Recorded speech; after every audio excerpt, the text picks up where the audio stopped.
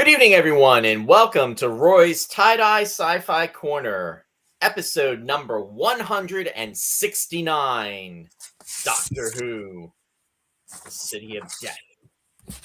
With me tonight to discuss this classic series, back from 1979, is my friend, my co-host, the one and only, Dr. Ross Amico.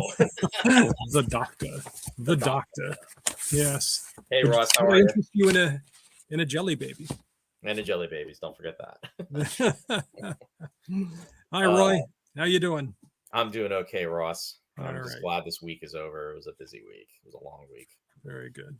But here we are. Glad you made it. It's Yeah, been a rough glad you week made for it. a lot of people. Yeah. Yeah, and we're actually coming into Thanksgiving in the, here in the U.S., so it's kind of crazy. So, yeah, The busy roughest times. week of all. Yeah. Yeah, exactly. Hey, I want to welcome our viewers out there, and numero uno on the list first tonight is Warren. Hey, Warren, thanks for joining us. How are you? Warren is joining us from Canada, and also Martin is also joining us. Welcome, Martin. Good to see you out there. And Warren is saying you look fantastic, Ross. Thank you. And Colin is also joining us. Hey, Colin, thanks for being out there. He's joining us from the UK. I also see, and Martin is also saying hello to Warren. I think that's what I see. And other folks are starting to join in as well, too. We'll wait for their comments to come through. So, yeah, pretty cool. We are talking about, there's the Hague. The Hague is saying jelly babies for all. And I also see Jennifer is also joining us. Jennifer, welcome to the show. Hope you're doing well. Great to see you out there. Yeah, this is actually the very first time we have discussed Doctor Who on the show, and it is a long time coming, just no pun intended. But we are celebrating, as our viewers know, this is time travel month on Roy's Tie-Dye Sci-Fi Corner. So we've been talking about different television shows and or movies that are dealing with time travel. And it was only appropriate since we have not discussed Doctor Who yet, and we've been wanting to. We've gotten a lot of requests to do so, so we take advantage and do that tonight. I see Jeff Rubel is also joining us. Jeff is joining us from out west. Welcome, Jeff. Martin is saying, Rory, are you sure that the show is real or fake? Doctors in the house. Yeah. Doctors in the house, yeah. Jeff is saying nice scarf. Hey, and Liz is joining us. Welcome, Liz. And good to see you out there. And Linda is joining us from the UK. Claudia Combs is also joining us. And she says, I see the doctors here. I'm just in time. Hi, everyone. And Warren is saying, I'm going to get booted, but I've never seen a classic Doctor Who episode. It never aired in Canada growing up, so my first exposure was the 2005 series. No worries. Don't worry about it, Warren. No problem. Nobody's going to come after you on this show. They'll just come after you on the next show. I think we have the opposite problem. We've only seen the early episodes. No, and Ross is absolutely right about that. Also, I see Don Bethman is joining us. Don, welcome. Good to see you out there as well. Also, Kenneth Hutchins is out there. He's saying, my TARDIS took me to a different time and place. Well, we're glad you made it, Ken. Welcome. It's good to see everybody here. Yeah, I mean, growing up, as Ross just said, the Tom Baker episodes were the first time I was actually exposed to Doctor Who, and it was probably somewhere around like 1978, 79 when I first started watching them. So in regards to that, that's kind of like where I'm at personally, where, my first exposure. Ross, with you, when was Tom Baker your first? Tom Baker was the first doctor that I had seen. Yeah. Oh, and I wanted to make a special, point of talking about the scarf here, which was knitted by my Aunt Linda. She gave this to me for Christmas. She knitted it for me when I went away to college, and I never wore it because I was afraid it would get stuck in the subway doors. Because I was hopping on and off the subway. Never seemed to impede Tom Baker, but yeah, I never wore it. So I went up to my folks this week, and after 38 years, I got it out of the one of the old dresser drawers in the attic. And here it is. That's pretty cool, Russ. Thanks for bringing it on. I mean, it's only appropriate too. I know. It's the only time I ever got to wear the thing. So Your aunt did a really nice job on that, by the way. Yeah, boy, she did. I can't even tell you how long the thing is. It's I mean it's actual size. So I didn't measure it, but it goes down to my ankles. So yeah. Well, you know what? Maybe it'll become your garb for the winter ahead. Oh yeah. It'll be so retro, nobody will know what it is anymore. Yeah. Hey, I want to welcome Greg Players out there. Greg, welcome to the show. He's saying, good morning, folks. Tom Baker, my childhood Doctor Who. Yes, exactly. Brendan's saying most people now have only seen the recent series. No, that's also a true point. Martin is saying his first Doctor was Pertwee. Oh, cool. Okay. All right. And Don is saying he rewatched this just 5 minutes ago. So very cool. Glad you caught up on that, Don. And Liz is paying you compliments, Ross. Thanks, because I think the hat's going in a few minutes, so enjoy it. Enjoy it while it lasts. I wear the hat all the time anyway. Okay, he's saying mine was actually John Pertwee when the show was on WR out of New York. Yeah. Oh, really? Yeah. Yeah, I've seen some of the Pertwee, and I saw you remember the Five Doctors? Do you remember that special? I do. Yeah, or that serial. Yeah. So you get to see the first Five Doctors, except for the fact, of course, the first Doctor had already passed, so they had somebody else take the role. And Tom Baker wasn't actually in the thing. I mean, he was, but he wasn't. Right. He didn't want to participate, but they just spliced in footage from an unfinished serial that Douglas Adams had written. But when he posed for photos, they had the Five Doctors posing. It was really a wax figure from from Tussauds. I vaguely remember that. How long ago was that, Ross? That was a while ago. The Five Doctors, I think it aired in '84, but 83, I think, is when it probably aired in the UK in '83, but I saw it in '84. Wow, that's crazy. So literally on PBS, WHYY in Philly. Yeah. Gotcha. Brennan is topic. Oh, I'm sorry. Go ahead. It's okay. It's when Davison was the Doctor. Oh, Peter Davidson. Yeah. It was the guy after Baker. That's when it aired. Yeah. Brendan is saying Baker's scarf was so long he would actually injure himself by. Oh, he would. Okay. So there you go. Yeah. Hey, my friend from work is out there. CJ, welcome to the show. Thanks for joining us tonight. Glad you're out there. Also, Claudia saying my first Doctor was Tom Baker, WOR TV, New York. You got it, Claudia. That's where actually I first watched it too. Yeah, Shada was the unfinished serial that somebody had just mentioned there. That's the one that they spliced the footage in with Baker. Oh, okay. Yeah. And The Hague is saying November 26, 1984 was when that came on. Okay. Martin saying the Five Doctors was an anniversary special. So right. At times that. Well, yeah, 63.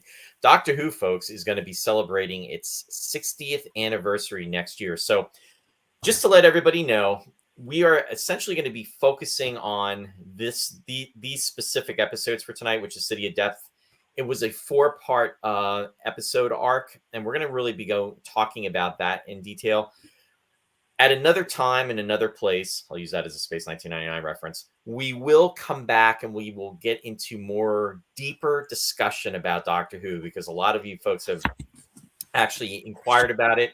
And with that, I would like to have some guests on the show to join us, because I think that it warrants a discussion, a panel discussion, and I think we could have a lot of fun with that.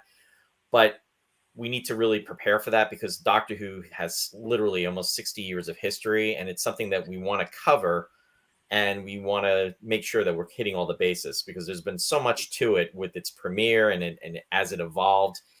Ironically enough, this specific episode that we're going to be talking about, the series was actually within its 17th season. So with Tom Baker being the 4th Doctor. So again, we're going to kind of concentrate on that. We will get into more of a discussion about Doctor Who in general. And actually, I shouldn't say general. There's nothing to generalize about Doctor Who. But in more in-depth conversation. But again, we're going to do that another time. Not to say that we don't welcome your comments, but just to let you know that'll be our focus. Roy's got to hit the books. Gotta hit those compendiums. So do I. We got a lot of reading and a lot of reading and watching. 16 years is a lot to digest. Ross just cut through all the red tape with that. I was trying to give the Yeah, the cushion yeah, I response. know. I was trying to be gentle. Ross basically was like saying, "Yeah, we don't know what the blank we're talking about." I see Sue is joining us. Sue, welcome. Good to see you out there. Don't worry about being late. We're just happy to have you on the show. So it's nice to see you out there. So anyway, with that, just to share the screen. Yeah, so there he is. And what's so cool too is in the opening credits, the way it starts, it's very intense, just the way it all comes about. And I would love to play the opening, but as folks know, we are now broadcasting not only on Facebook, but we are also broadcasting on YouTube as well as Twitter. So I'm going to be a little gentle as far as broadcasting any type of music because of copyright infringement. I don't want us to get burned on that. You could sing it. No, because then we will lose our viewers instantaneously. No, no, no, no, no, no, no, no, no, no.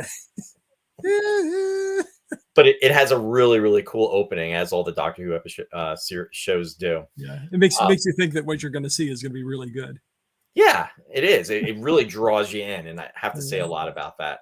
I see Randy Lee is joining us on YouTube. Speaking of YouTube, Randy Lee, thanks for joining. Great to see you out there.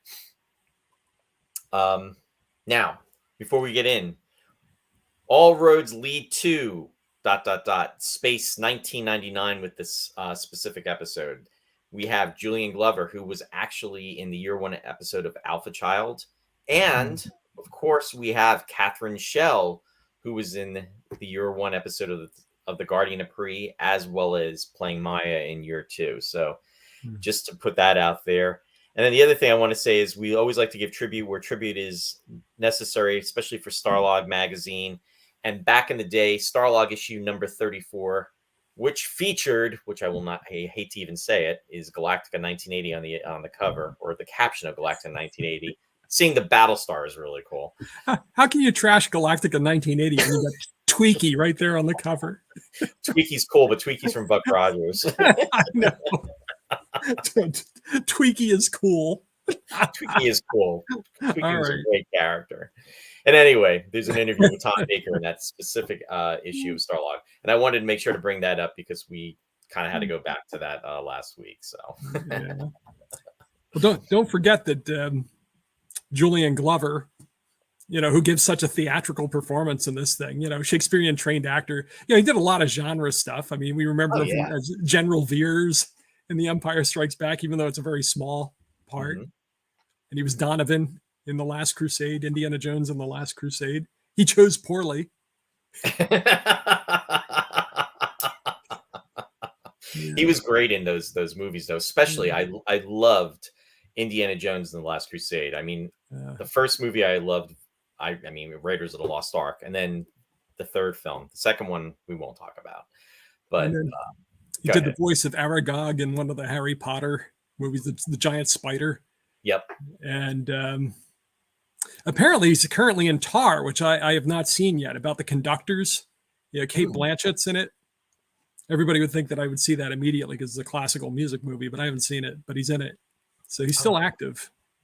Well, interesting enough, the virtual Space 1999 convention that Warren had organized earlier, a couple months, it's been a couple months, it's almost 2 months ago already. Last year, there was a virtual Space 1999 convention. It's crazy, Warren. All the time is going by so fast. I was going to say this year, actually from last year's convention, him and his wife, Isla Blair, actually came on and greeted the fans, and they talked about working on 1999, which was really kind of cool. And he was down to earth. They were both very down to earth, very nice and very gratuitous to the fans in regards to appreciating the show being remembered, and had nothing but nice things to say about working on the set. But yeah, I mean, his body of work is pretty impressive. I mean, whether it be from doing television shows in the 1960s and then 70s, and then actually working his way into the movies, as you said about Empire Strikes Back. He was in also the James Bond movie, For Your Eyes Only. He was the villain in that. Right. And then, as you said about Indiana Jones and The Last Crusade. So yeah, he definitely did a nice body of work. I see Shari's out there. Want to say hi. Hi, hun. How you doing? She said, "Hi, guys. Never watched Doctor Who. Tell me all about it." Shower scenes. In the scarf. Oh boy! And then Randy Lee saying, "I promise no Who puns tonight." Yeah, There we go. I've gotten a lot of those just saying that we were going to be doing that, and just like the Hague Definitely is doing no. right now. Yeah. Yeah. Okay, John. And Liz is Oh, saying, there you "Yes, go. it Matt was a Smith's shower scene." episode. Yeah. Matt Smith was on The Crown. I don't know if you've been watching if you watch any of that on No, I haven't. Netflix. Yeah, he's playing, or not playing. He played Prince Philip, in the first couple of seasons. So, hey, it's Doctor Who. It's Prince Philip. Yeah. He's a Time Lord. He's a Time Lord. Martin is commenting, he's saying all roads lead to Thunderbirds, with the scientist being the voice actor of Brains and Thunderbirds. Yeah, we're going to be talking about that. How cool is that? And great that you brought that point up too, Martin. Like I said, we'll come back to that. I only just came across that today because I was doing my final research. And when I saw that, I was like, wow, that's pretty impressive. Also, let's see. No blank. Yeah. Yeah, Tweak the voicey Tweaky. Dying to see Tar, huh? Let's go, Pete. Yeah. Yeah, and Liz is even saying how lovely they were at the convention. The Hague is saying, love the ending, all the heroes riding off into the sunset. Then Harry comes back and survives an atomic blast inside a refrigerator. Yeah. I love how they changed the method of time travel in Back to the Future from the refrigerator, because they're afraid kids would imitate it. And then they go and they put it in, Crystal Skull. Yeah, exactly. A disclaimer. Yeah. Colin is saying bit of the Indiana look to Ross as well. Yeah, I think that's what he was going for. Hey, Mary Beth is joining us on YouTube, and she is up in Ticonderoga. Welcome, Mary Beth. Hi to all our friends up there in Ticonderoga at the Star Trek original series set tour. And we'll talk about that a little later, but the one and only William Shatner is up there this weekend, folks. How cool is that? Captain Kirk. So yeah, awesome. So great to see you out there, Mary Beth. And again, hi to all the friends up there. The Hague is saying he was on The Crown. Did it hurt? Yeah. And then Martin is saying, yes, there was a shower scene in the first John Pertwee episode. Yeah. Martin just quick watched all the episodes to see if he could find one. Started scanning through. Yeah, the one with Pertwee. Mary Beth is saying jelly babies for everyone. Yeah. There you go. And Liz is saying Matt plays a very different character in House of the Dragon. Is he on that thing? That's the Game of Thrones sequel, isn't it? Might be. Yeah. And speaking of Matt Anthony's in the house. He's saying Ross used to look like Baker. Nowadays it's Pertwee. Yeah, I hear you. I used to have the Baker hair, but we're talking 30 years ago. Good to see you out there, Matt. Hope you're doing well, and thanks for joining us. And thanks for joining us on YouTube as well, too. We much appreciate that. So anyway, let's get started on this, Ross. So had you seen these episodes? I had not. No. In fact, Doctor Who was just, I watched it whenever it was on, and I was always totally lost because I would never watch consistently. It's like, hey, it's Doctor Who. And I did put it on and, catch the production values were always pretty low, but he was always fun to watch. Tom Baker. He's so, such an eccentric take on the character. Oh, absolutely. They were fun. Yeah. It like you were saying, even with the opening credits, it draws you in and you're expecting one thing and then it starts to evolve. Speaking of which, I want to welcome a few more people that are joining us. Pete Fultz is out there. Pete, welcome. He's saying when someone says shower scene, I think of Linda Blair and Shudder. Oh, man. Amanda Knight is joining us from Australia. Welcome, Amanda. Great to see you out there. She's saying Douglas Adams and Tom Baker were a wonderful combination. Great doctor, great writer, and just not so good with the deadlines. Douglas, that is. City of Death is definitely a classic of any doctor of any period.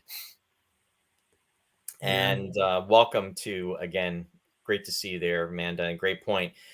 Yeah, in fact, in regards to that, it was ranked, I think the top 10, maybe in one of the polls that was done not too long ago, within the last like 10 or 15 years, it was actually ranked as like the 5th favorite episode.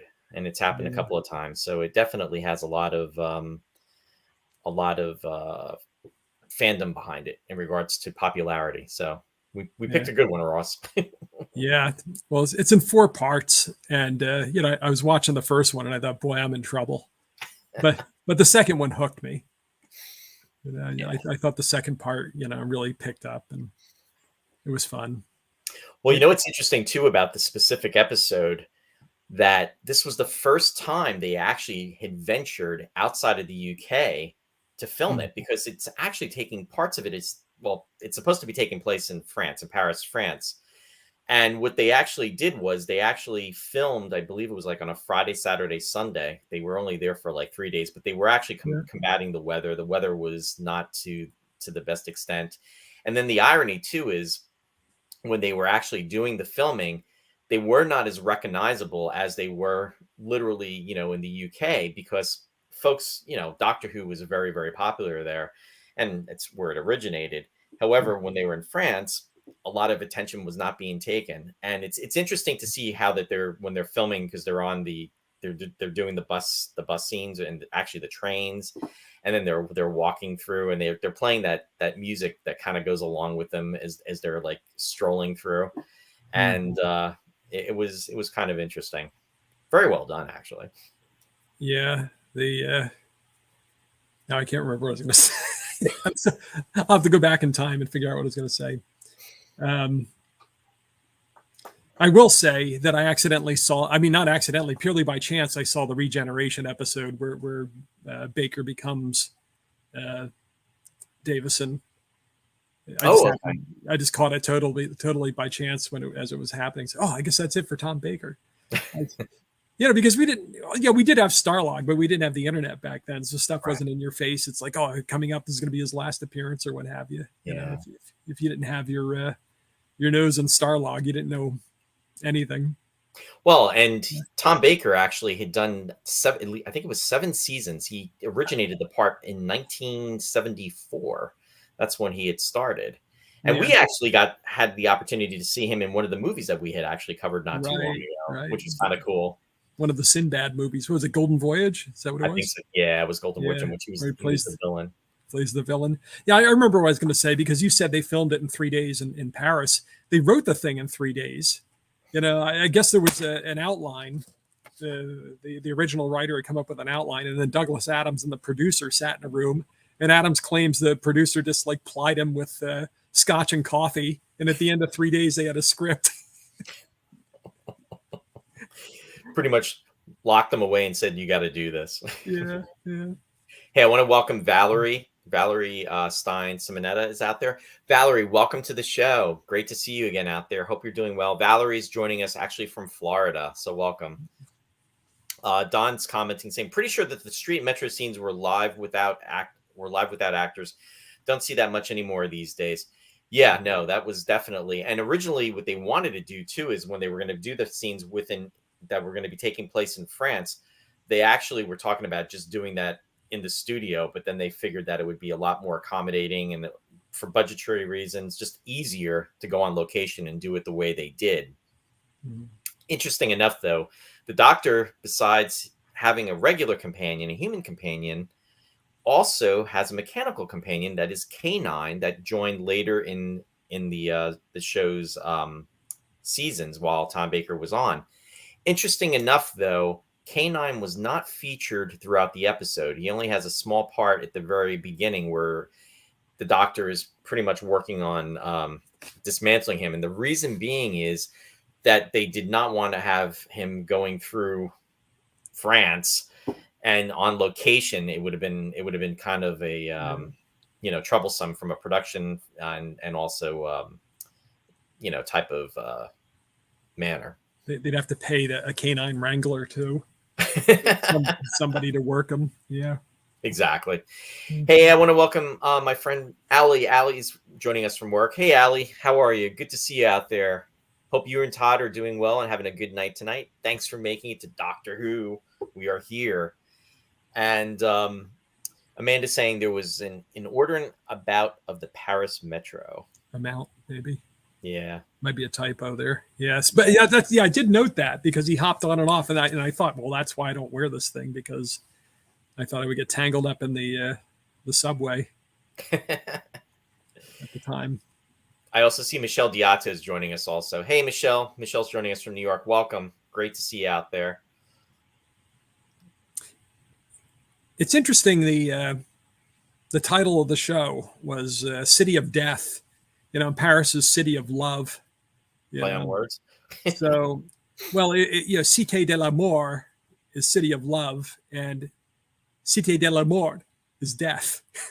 So it's very close. You just have to have that kind of suggestion of a T at the end for it to be City of Death. So, see that they punned in French and didn't even tell us. And titled the show in English so we wouldn't understand that it was a pun. Oh, Liz is commenting about about the comment that you said about the regeneration.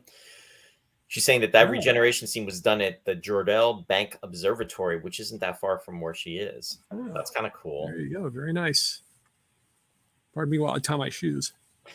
Randy's saying, forget to mention that I bonded with the business partner by having a conversation about Starlog magazine. Well, there you go.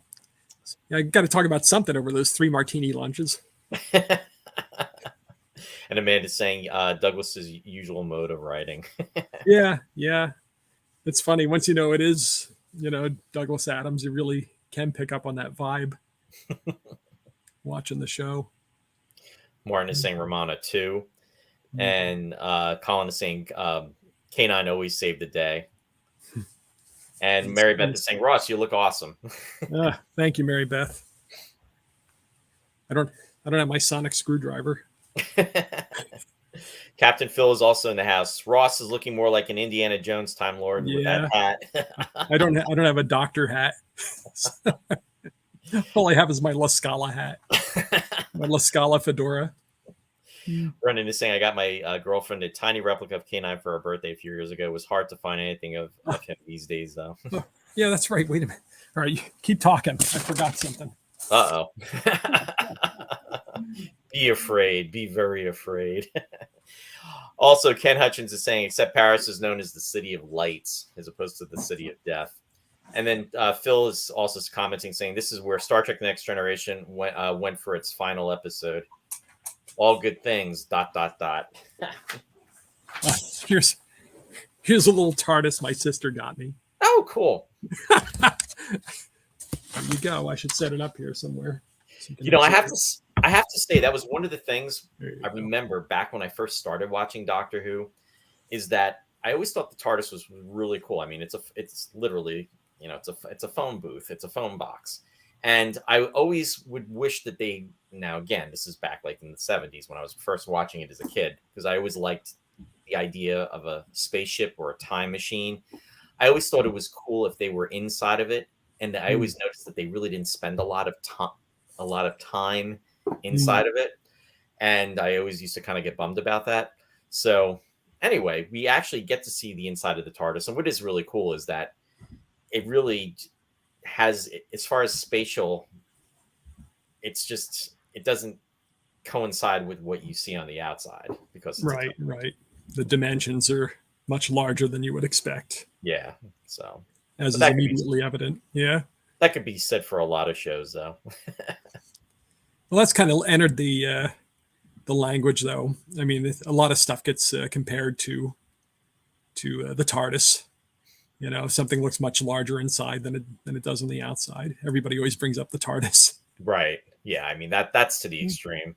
Yeah. I mean, Lost in Space to Jupiter too. I mean, there was a lot of, as much as I love the show and love the original, it definitely was a bit of a reach. Brennan is saying there were actually swimming pools in the TARDIS.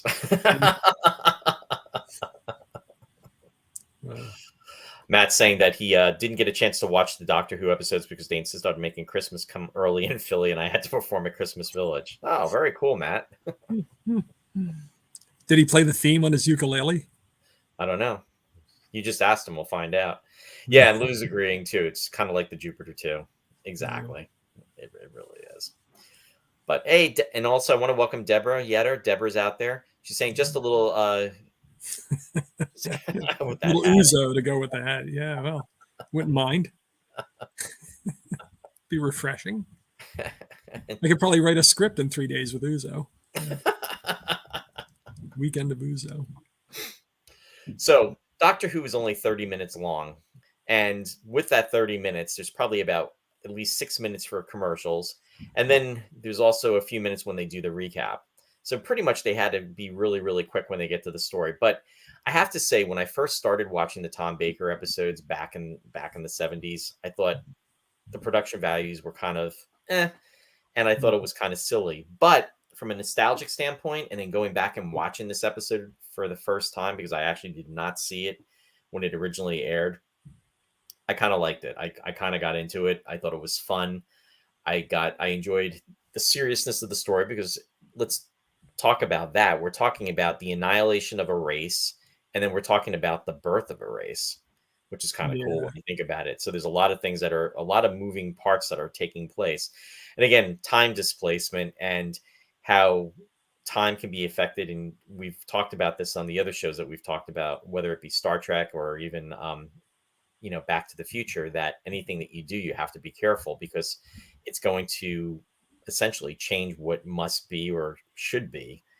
And it's even more prevalent in this story, because when this starts out, it starts out taking place 400 million years in the past. And it's taking place with an alien who essentially is in a ship and is attempting to save his race, and is kind of phasing in and phasing out of time. And as a result of his decision that he makes, he gets obliterated, but in a sense that not dead, but scattered fragments of his essence throughout time. And I believe there was 12 pieces of him, or 12 individualities that are at different points that he can communicate. And this is the character that's played by Julian Glover. That comes out later in the yes, series. Later. Yeah. And essentially then it starts in what is considered present day, because the episode actually originally aired first on September 29th of 1979. And the Doctor and Romano are actually visiting France. And that is the present day time of the episode where it is taking place. In actuality, it was filmed in April and May of 1979. Now you do know that Julian Glover never wore the makeup, right? Right. Yeah. Because yeah, go ahead. No, because he felt that it was going to interfere with his performance, right? Yeah. So he had a stand-in. So how is that worse than having it, quote unquote, interfere with your performance? Have some other guy put on your flying spaghetti monster outfit. And just to remind, and actually we should take the opportunity at this point just to remind viewers about the episode in itself. So I'm going to throw up some episode memories so that they can take a look at some of the different scenes. And then there's Julian Glover, and then with also Catherine Schell. He played the Count, and she was the Countess. Right. And this gentleman right here is Dugan. Scarlini, yeah. He was really a kind of a Douglas Adams character. How he, no matter what, he always wound up using his fists and breaking things. Right. And that was always a solution to everything. He was a takeoff on Bulldog Drummond, apparently. It was a 1920s adventurer, hero that turned up in a lot of different media. In fact, I guess in the draft of the script, the first draft, he was called Pug instead of Bulldog, but they changed that. Yeah, he always wants to get into a fight. He's always just looking to.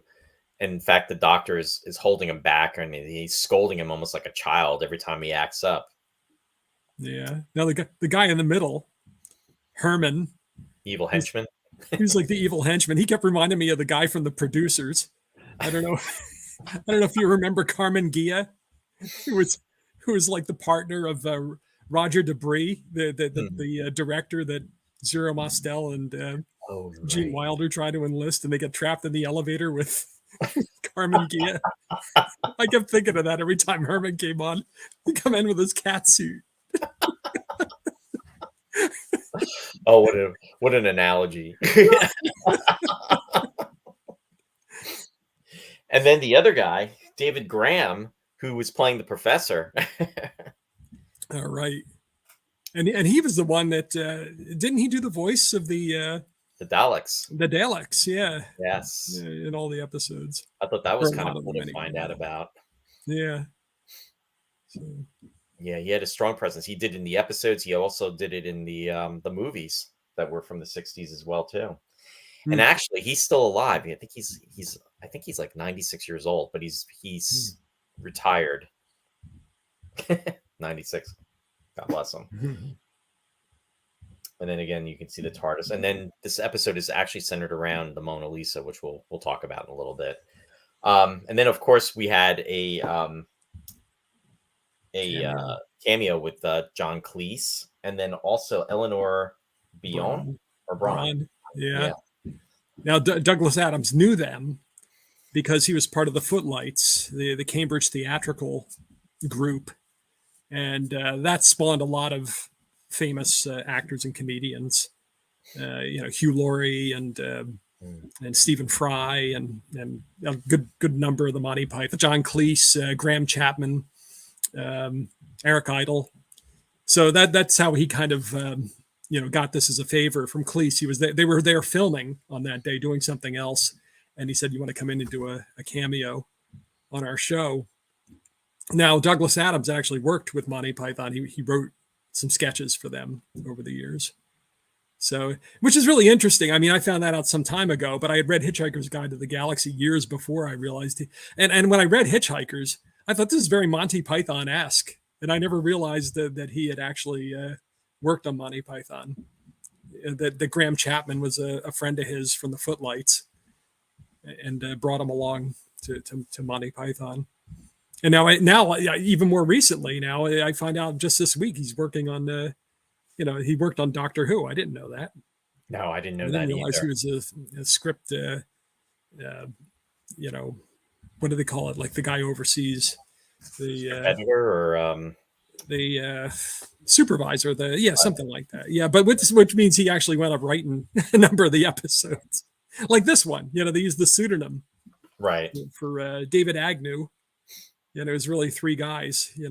But Douglas Adams was pretty much the main writer. Yeah, in fact, let me jump ahead to that you brought that up, which is good. Hold on one second. In regards to writing, David Agnew was something that was a name that the studio would use, the BBC, in the event that they were not going to give credit to one specific or multiple writers, and it was their way around holding things up, so to speak. So David Fisher, Douglas Adams, and Graham Williams were all a part of the collaboratory effort of this story, which is kind of cool when you think about it. What I think is really cool to think about is this aired from September 29th to October 20th, 1979. And concurrently, Adams had been very busy. Mm-hmm. And in 1978, he had the radio play of Hitchhiker's Guide to the Galaxy, which was a popular success. But the book that he wrote, the novel, came out while this was was airing. And I said on my Facebook page that it was a pop cultural explosion, but really it was kind of a cult thing. I think it kind of leaked into the culture, the first book anyway. I know I didn't read it until a number of years later in the 80s. I guess I read it. Yeah. And, it was before the internet, so I just kind of had to find it on my own. And I read it, and I thought, boy, this is very Monty Python-esque. There's the connection. Yeah, and what I also liked about it was that it was you didn't have to know anything about sci-fi to really find it funny. The humor was universal. As the series went on, it got kind of more and more sci-fi specific. Mm-hmm. What I also found interesting is that he actually recycled a Doctor Who plot for the fourth book, I guess. He had a treatment for a Doctor Who story that he reworked as So Long and Thanks for All the Fish. And there was something else. Oh, Dirk Gently. He wrote a series. Well, actually, I think it was only 2 books. Dirk Gently's holistic detective agency, which I didn't really care for. But apparently that also took elements actually from this episode, from this series. Now I have to go back and read it again because apparently he reworked this story and incorporated some of the unfinished one that they did with Shada with Tom Baker, where the footage wound up in Five Doctors, and he put it into Dirk Gently. Mm. So there's a little cross fertilization there between Hitchhiker's Guide, Dirk Gently, and Doctor Who that I didn't know about. Where all the genres kind of meet. Yeah, but everybody out there probably knows all this stuff. It's probably old hat. Nah, older than your hat, Ross. It's new to me. Hey, Amanda's commenting. She's saying much of the story Douglas reused in Dirk Gently's there you go. agency a few years later. Yeah, she thinks I'm reading the comments. I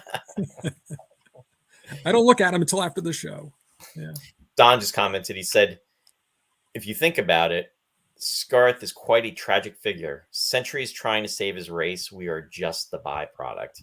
Yeah, no. I mean, and we have to get into that, and we will. I'm going to come back to that. Yeah. Phil's commenting. He's saying, back in the day, to be a Doctor Who fan, you had to be either reading all the Target books, trading tapes with other fans, and also getting decent UHF antennas and signal boosters, and pledged to PBS.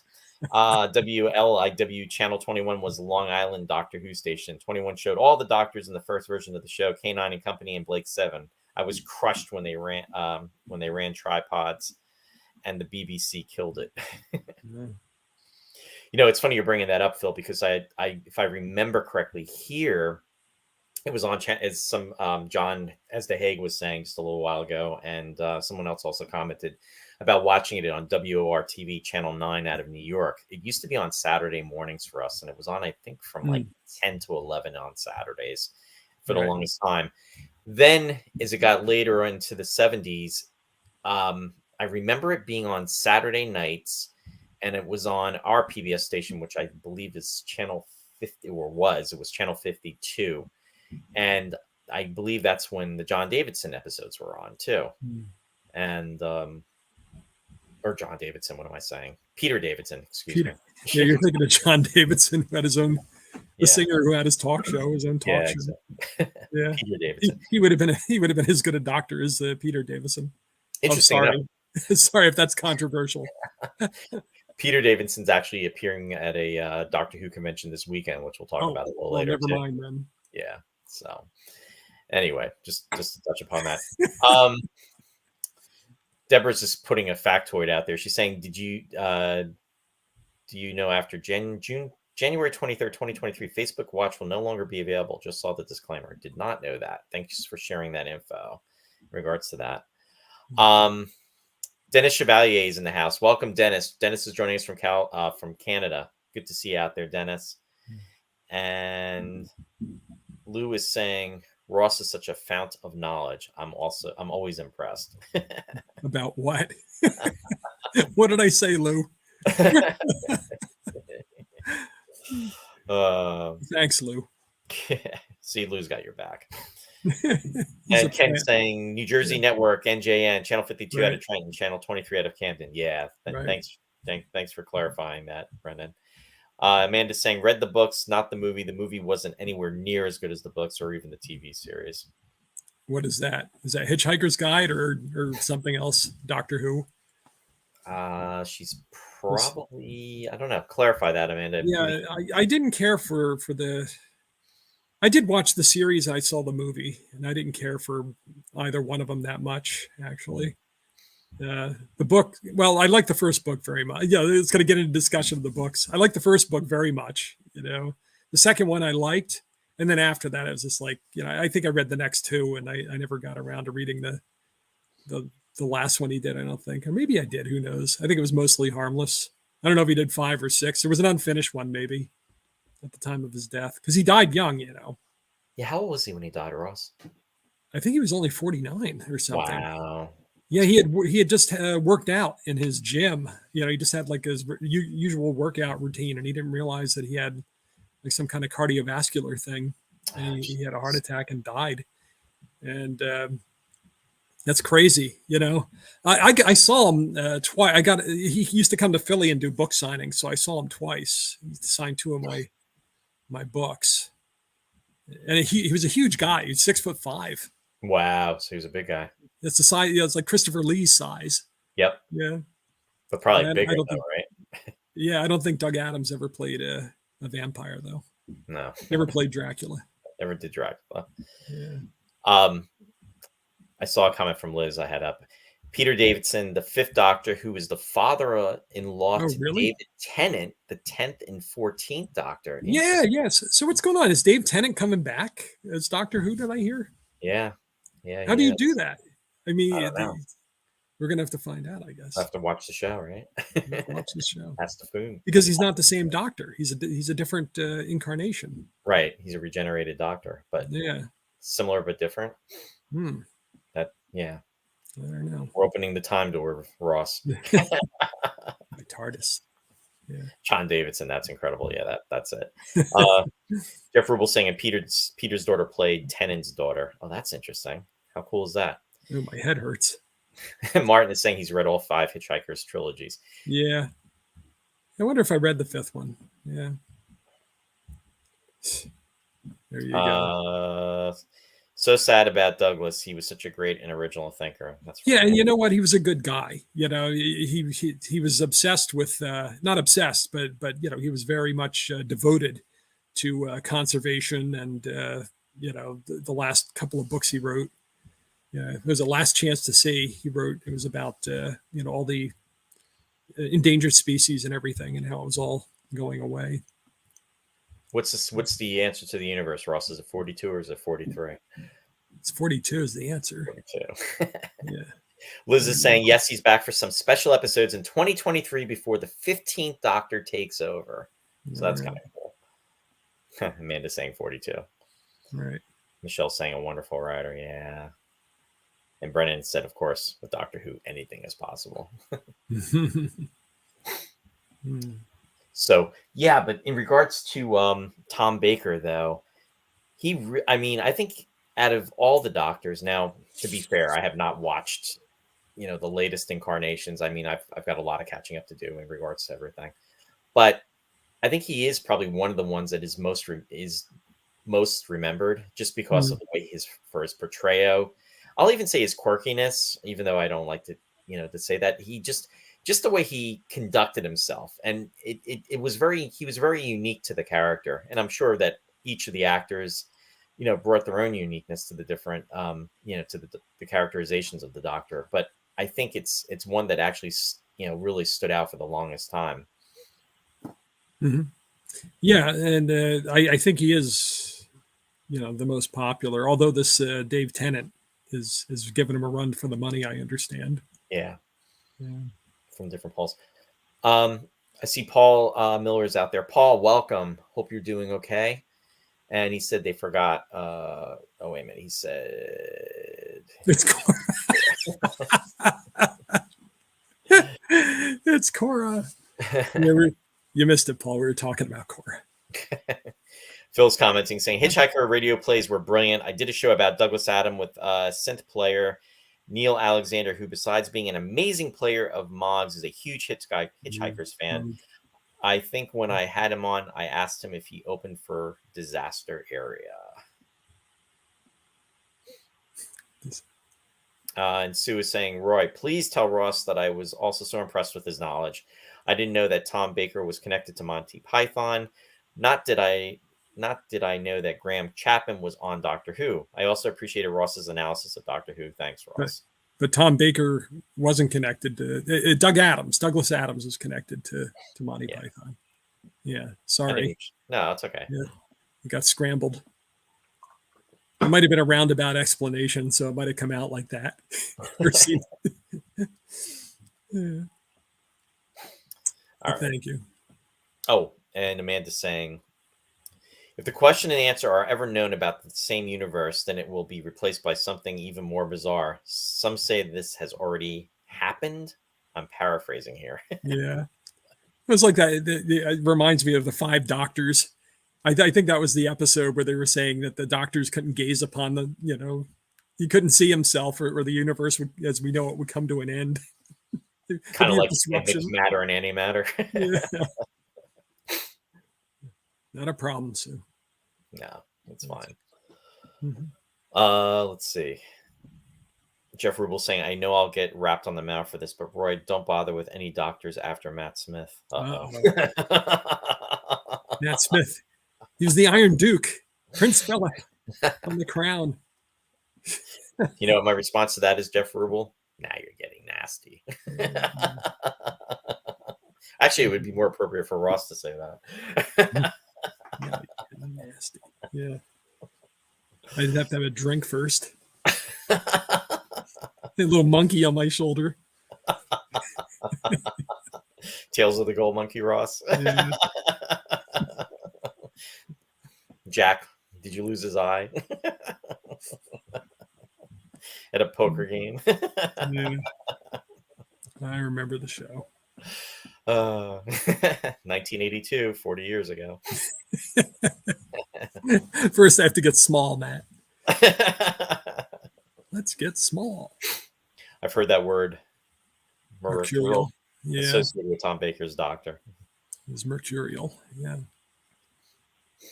But anyway, so in regards to the plot, so tell me, Ross, what did you think of the plot? Mm-hmm. I love the fact that they went back to Leonardo's time in the second episode.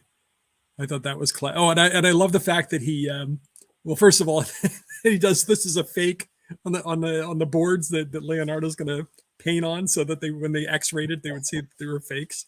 And I love most of all that he when he leaves a note for Leonardo, he does it in the mirror writing, because Leonardo did all the backwards writing. Yeah, these little touches. Yeah, I thought that was fun. And when and you know that Julian Glover loved it when he got to dress up in that. He didn't want to dress up like the flying spaghetti monster, but I'm sure he loved dressing up like Captain Tancredi with his Shakespearean training. He looked like he was actually having fun with it. Yeah. At first I wondered, but as it went on, I could see that he was probably having a good time with it. Yeah. At first I wonder if he was just doing it for the paycheck. I'm sure that helped. Well, I'm sure it did help. These British actors, I always say this, they'll do anything because they don't get paid, but they get paid in the United States, Right. So that's why you get all these great actors doing all these genre things and things you wouldn't expect. Same with the writers and directors. I mean, the pool of talent over there is incredible, but the stuff that they all had to do. I mean, that's why it's high quality though, because there's no budget. You're tuning in for the actors and what they do with it. Yeah, and to me, it's really a lot of fun to see a lot of these performers that we love from these shows in different roles. And it doesn't necessarily have to be science fiction. I mean, for me, that's always been a pleasure, especially everybody knows it regards to 1999 and everything, it was filmed over there. So when you get to see them actually doing something else, and even that could be said with Star Trek as well, right. too. I mean, from the original series, love seeing the performers and different things. It's just because it shows you get to see their range and see what they can do. I mean, yeah, but look at something like I, Claudius, which got so much acclaim, and it's great and everything, but you got all the same actors and the same budget. It's all filmed like a soap opera. It's just, it's all about the content rather than the trappings, right? The gloss. Yeah. Oh, Martin's commenting. He says, Ross, remember the Doctors meet once before in the Three Doctors, which was the 10th anniversary special. Right. Which I never saw, but yeah, I had read that. Yeah. Oh no, I wonder if that's available to stream. Now they have to have how many Doctors do they have now? Get them all together. Yeah, I don't know. That's a good question. I'm sure somebody out there does. It'd be like an Avengers movie. Amanda's saying, tisk, tisk. They all have something to give. One of the good and unique things about Doctor Who is if you don't like one doctor, another one will be along in a minute. That's right. Changes as often as the weather. In one of Matt Smith's episodes, they went to meet Vincent van Gogh. That was a fantastic episode. Okay. And Jeff Rubel saying the actor who played him was a Van Gogh clone. Kirk Douglas. Randy Lee saying, I love the Doctor Who episode where they got the dogs to rob the bank. Little Doberman gang in joke. Yeah. Oh, got it. Yeah, Patrick Stewart. There you go. Yeah. And a naked French lady vampire. What? The Hague is saying the two doctors were Colin Baker and Patrick Troughton. Wow. Right. Patrick Troughton, we were discussing him recently because he had done The Omen. He was the priest in The Omen. That's right. Yeah. Yeah, and the guy who played the I remember that we were talking about the guy who played the Master at some point. He was in something that we he's the renegade Time Lord. Oh, He was always like, the Doctor's nemesis. Yes. Yeah. And I can't remember what movie we saw him in. Right. We cover so much stuff on this show. On that note, Phil's saying, I seem to remember thinking the Pirate Planet was a bit funnier than City of Death, but at the same time, City has such a great sci-fi concept. Oh, and wouldn't the Time Lords already know Jarek's ship blowing up caused the humans to evolve? It's only a matter of time, Phil, that they would. You need Gary 7 to show up. Gary 7 to the rescue. Yeah. Oh, thank you, Liz. Anthony Lee or Richard Delgado is the master. Right. Thank you, Liz. See, we should have Liz on for this. Yeah. We're gonna her on the panel. When we do the complete Doctors, we'll have to have her on the panel. Definitely. Brendan saying Troughton and Pertwee used to tour together and have water pistol fights. Oh man, that must have been fun. Supposedly Baker and John Cleese recorded some banter for the Christmas party. They did a Christmas tape for the BBC, I guess. During this episode, not anything official, just stuff that circulated among the staff. I would have loved to have been able to hear that. I wonder if anybody leaked it onto YouTube. I'll have to Google that after the show. Yeah, check it out. Sometimes that stuff does make it on there. That's why they're so careful nowadays, though, with everything. It's almost you have to sign a waiver for your life, because if anything leaks out, you're done. Yeah. Yeah, and Jeff is even commenting. He's saying it was a thing, wasn't it? Like being on Batman in the 1960s. Good point, because all the actors wanted to have their cameos, or actually, whether it be cameo or even be a villain. That was a cool thing. Liz is saying, I'm not that good on classic Who, much better on the series since the relaunch. That's okay. You see, that's good, though, because you would supplement, Yeah. Because we know nothing about the later Who. I only know where it intersects with the Crown. Yeah. She's saying Matt is my doctor. Uh-oh. Jeff Rubel, you're in trouble. Matt Anthony? No. Dr. Matt. Dr. Matt. We made a movie in high school called Pterodactyls, and I was the doctor and Matt was the professor. I remember that movie, Ross. And similar to vice versa. Maybe I was the doctor and he was the professor. Why did I say that? Yeah. Maybe you did. Yeah, and similar to how they went to France to film this episode, you went to downtown Easton. went to the Circle. Oh boy, did you ever find that or no? I did. Oh, maybe I shouldn't say it though, but I did. Yes, you did find it. I did, and you know what? I was in my Matt will like to know about this. I was in my folks' attic this week. I'm gradually clearing stuff out, and I found the Vorzid grab bag. I found all the inner Vorzid footage that I thought was lost. Oh, that's cool. So that movie is out there. That's very, very cool. Well, it's actually in here now, but yeah, it's all off the reels though. I've got to like splice it together. Very cool. So.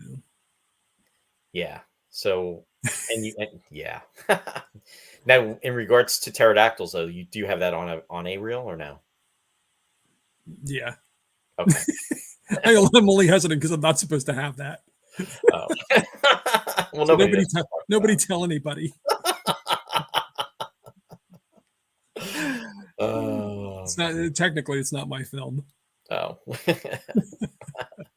Matt saying, I remember The that Ross once wore the sprig of parsley on his lapel like Peter Davidson in Yeah, high school. the thing is, all right, we had several special days in high school, um, and one of them was Green Plant Day, and I forget what I think it was every April. I can't remember the date. Maybe Matt remembers, but on that day, all of our friends, we'd all come in dressed as plants to kind of celebrate spring. So I remember Matt came in with a straw hat with huge antlers, like made out of branches. And of course, I'm a little more conservative, so I had a little thing of celery on my lapel. But it was before Peter Davison did it, so I think he stole it from me. Actually, That would yeah, explain a lot, Ross. yeah, yeah. We had Green Plant Day, we had Long John Silver Day, and we had I can't tell you what the other thing was because I'll pull your show. uh, speaking of pulling the show, that the battery on the computer is dying. It was actually a week, a something something something week, but I Was can't it tell you really? what it is. Yeah, Hold on one second, Ross. We're actually having technical difficulties. don't get me started on these reminiscences. Well, if you have time, I can talk about it. Have time? Is that supposed to be a pun on word? Yeah. That's okay. We're My plugged back little, in. We're the good. tiniest TARDIS. It's really big inside, though. It's interesting too because there's a Doctor Who store in England, in the UK, and it was right. Yeah. And I was just talking to Vince about this just a while ago, and it's right by the train station, and I remember stopping at that. It was really cool. In fact, Liz, if you can comment about that. Um, Martin saying, "Meanwhile, back to the plot." Are you digging? By the way, are you digging this false perspective? Yeah, it's pretty Look cool. how big the police box looks. I'm waiting for you The to go into TARDIS. it. I know. I'm going to get right inside it now because I'm very tiny. Maybe if I go back here, how's this? And this is my TARDIS. Here come the suits. They're coming. Tis a silly time. Oh, oh. Yeah. Martin said, "I met the person who played Missy at a con in Pennsylvania a few years ago." Hmm. And Matt's commenting on your high school ventures. Crazy day. Don't tell I'll that tell that story story. out there. Oh, God. Sorry, Ross, but Peter Davidson wore celery on his lapel, not parsley. No, mine wasn't parsley. Actually, it was celery. It was uh, celery. Paul Miller saying Long John Silver Day was every Yep. Thursday the Paul's 12th. out there. Yeah, yeah. What happened was somebody would go and hit Long John Silver's, and they had the little cardboard hats, and they bring them in, and we'd all wear the cardboard hats on every Thursday the 12th, the day before Friday the 13th, and we passed one another in the hallways. We'd greet each other with ah, and that was Long John Silver Day. Liz is saying in one of Peter Capaldi's episodes, the TARDIS did shrink, and Clara, the companion, could carry it in her handbag. So Well, there you go. I'm glad you're out there, Liz. See, Liz has got our back. Anyway, getting back to City of Death. So, in regards to the plot, essentially what this is it's as Ross was saying. I mean, when it starts out, we don't know everything that's going on, but we do see this this alien in the ship, and he's communicating with his people, and there's a hesitance about him igniting the engines, saying that there's going to be an overload that could essentially go into progress. And in fact, they use the term warp, which I kind of like shuddered about a little bit because right away I'm thinking Star Trek. But anyway, what happens is he says that he has to do what he has to do, and he ignites it. And then what happens is the ship blows up, and then we wound up in present day at that time, no pun intended, again, 1979, and with the Doctor and the companion, and it's almost like they're on I want to say almost like a vacation. And again, he made a comment that the coordinates of the TARDIS just brought them there, and they're admiring the beauty of France. And while they're at a cafe, Romano is actually the Doctor. He tells her, "Don't move," and then she's like, what? And he's like, don't look. And she, of course, turns and looks. And then what happens is there was an artist that's making a drawing of her. So then when they check it out, they see that it's a clock and it has a crack in it, representation of a crack in time. And I thought that was kind of cool. And then that's what kind of starts everything. And then he starts, there's a phase in, phase out type of scenario that takes place. And time repeats itself. So they kind of go, repeat everything all over again. And this is what actually puts everything in motion and lays the story out for what is to be. Yeah, there are a couple of episodes where they're kind of like juddering and they repeat what happened just a few seconds before, and they realize that there's some kind of disruption going on with the flow of time. Yeah. Hey, I want to welcome David. David's joining us. Hey, David, thanks for coming on. Good to see you out there. Real quickly, Matt commented. He said, now you have to get the Force perspective on the Statue of Liberty and start screaming. Damn you! Damn you all! Oh, that was another thing I found in my parents' attic was my Dr. Zaius piggy bank. But I left it there. I didn't bring it. It's still in the attic. If anybody wants it, the Hague wants it. I know. Yeah, he does. I'm sure. Yeah. Martin's saying a local time distortion of a few seconds. Right. Jack Daly. Jack, welcome. Good to see you out there. He's commenting, Tom Baker left an indelible image of the Doctor and who the character was that all the others that came before and after seemed to pale in comparison. His unique acting style and his joy at playing the role comes through in spades. He wears the Doctor like the incredible scarf and hat, comfortable and believable and fun to watch. His whimsical attitude in the face of unbelievable danger and questionable production values was a joy to behold. The Fourth Doctor and Sarah Jane are my go-to Time Lords. Very cool statement, Jack, and very, yeah. Hey, does anybody know why he didn't want to do the Fifth Doctor or the Five Doctors? I mean, I know he made a comment that he didn't want to, be kind of 1/20th of a Doctor or what have you against the other actors, but did he leave on good terms, or why did they have to use a wax figure to pose in the photographs when they did the reunion photos?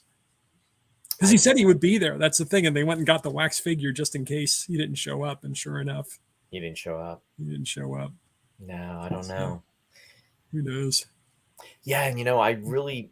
He's like Daniel Craig with James Bond. He says, "I'm out of here. I'm not playing him again." Yeah. Never say now. never. I know is the I mean, this is from reading, and maybe some folks out there would comment on this too. That is the show continued. I guess it was going in a different direction maybe than he wanted, and that's why I think he left after the 7th season. And correct me if I'm wrong, but I mean that's something that I came across. So that's a great question, Ross, to pose to our viewers out there. Amanda just commented, I think he's missed so much. He didn't want to go back. He left on good terms. So that's okay. That's good. David saying Tom Baker was my first and is still my favorite Doctor. Yeah. Phil saying they grabbed a shot from Shada for the 5 Doctors of Tom Baker. Yeah, that's what Ross was saying. Phil. Got to make it 5. Yeah, got to make Can't it have 5. 4 Doctors. And whereas they could get away with recasting the first Doctor, they couldn't very well get a Tom Baker stand-in. Time always sees her.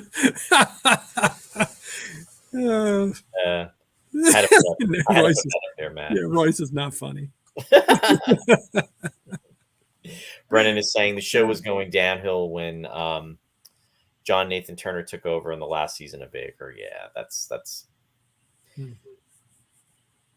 And Phil said, but the 5 Doctors I thought was a great episode, especially the opening where Hartnell, who had passed away by then. Yeah. We're going to have to go back and watch that. Yeah, now I'm going to have to go back and revisit some of these things. I've been watching The Avengers. I've been going through all the Diana Rigg episodes and loving it. We're definitely going to have to come back and cover that too. And I didn't realize until I started watching these things, it's the same guy who created Doctor Who, created The Avengers. Sidney Newman. So there's that connection. So that's pretty Yeah. cool. What are the odds to? And that's like Star Wars and Raiders of the Lost Ark. Yeah, right. Never tell You me know, the odds. you wouldn't think that lightning would strike twice like that, but it did with Sidney Newman. Two long running franchises. Yeah, Now I'm assuming Sidney Newman has passed, right? I assume so. But you know what? So many of these people are still alive. But Right. I think he's gone. I'm not sure though. Be interesting to look into the history of him and everything. I mean, think about that though. I mean, obviously Doctor Who has surpassed probably the Avengers, but the Avengers is still out there. I mean, it's still Yeah. Well, you know, they first of all it ran, you know, all through the '60s, and then they you know, they resurrected it in the '70s with the new Avengers right. with Joanna Lumley. Yep. Who, by the way, I found it interesting. Eleanor Braun played Joanna Lumley's mother in AbFab, and Absolutely Fabulous. Whenever they had the flashbacks to her mom, it was always Eleanor Braun playing that part. You know, the one that was in the Cleese cameo Yeah. in this Yeah. episode. Yeah. Martin confirmed. He said, yeah, Sidney Newman has passed out. Yeah, I figured because you know, he started these things in the early '60s. Yeah. Know, so unlike you know, some of these other, you know, Baker's still with us and everything, you know, but he didn't start playing the part until the '70s. No, and Baker's up there now too. I think he's 88, 86. Yeah, he's of a venerable age. Yes. Yeah. Phil saying there are tons of props all over Doctor Who in the 1970s left over from UFO and Space 1999. FB Anderson fans, Facebook fan, whatchamacallit, Anderson fans are always posting UFO or 1999 finds, usually the ancient tape drives from Shadow headquarters and parts of the moon base. Yeah, there's a lot of material out there. Yeah, props.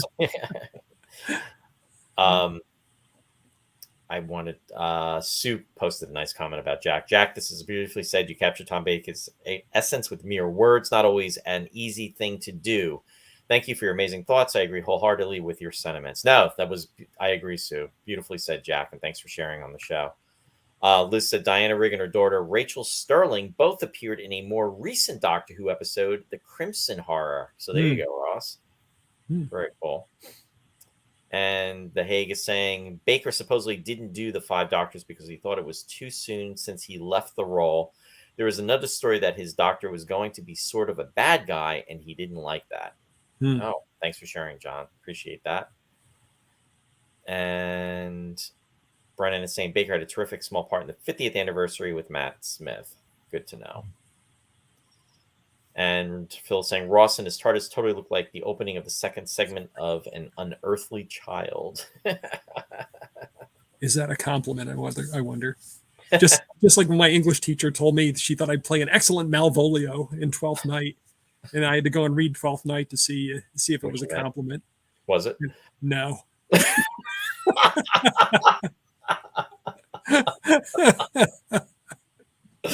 Oh, well. Liz said just recently spotted lights from Space 1999 in Matt Smith's TARDIS. Oh, that's kind of cool. So anyway, but yeah, so I want to get back to the plot, but I'm not going to go through the entire plot.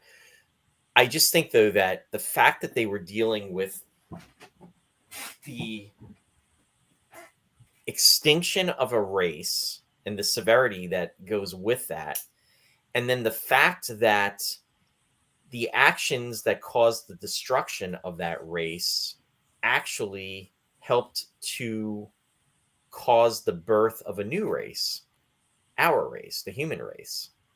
I thought that was a pretty cool twist. And I like the fact that now this whole thing is going on, and essentially what, as I was saying earlier, his Julian Glover, and I keep his character's name is Scarlini. His is the alien.